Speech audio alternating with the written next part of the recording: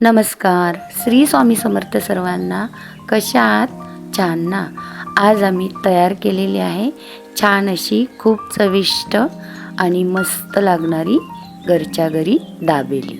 चला, तुम्हाला व्हिडिओ चॅनलवर पाहायचा असेल तर कमेंटमध्ये नक्की सांगा. इथे आम्ही दाबेलीसाठी बटाट्याचं सारण बनवून घेतलेलं आहे, पाहू शकता. त्याच्यानंतर आम्ही सारण एका प्लेटमध्ये लावून घेतलेले आहे. इकडे डाळिंबाचे दाणे, हिरवी चटणी, त्याच्यानंतर आंबट गोड चटणी आणि बारीक शेव.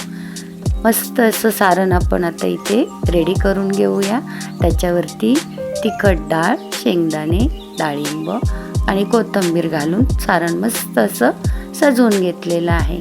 चला, इकडे आपण दाबेलीचे पाव न वापरता नॉर्मलच पाव वापरणार आहोत. हो, मेन म्हणजे अमूल बटर राहिलं बरं का. अमूल बटर पण घ्यायचं आहे.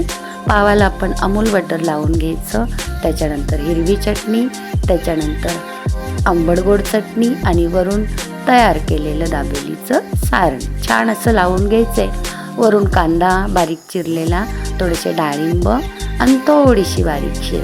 बंद करून घ्यायची ही दाबेली आणि अशाच तयार करून घेतलेल्या आहेत सर्व आम्ही दाबेल्या. चला, आता मस्त अशा त्यांना शेकवून घेऊयात.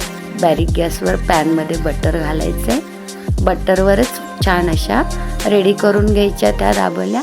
चला, अशा छान तयार होतात आणि चवीला सुद्धा खूप सुंदर लागतात. तर दाबेली पाव न वापरता आपण इथे साध्या पावातच तयार केलेली आहे ही छान अशी दाबेली. पाहू शकता, इथे आम्ही अशाच दाबेली तयार करून घेतलेल्या आहेत.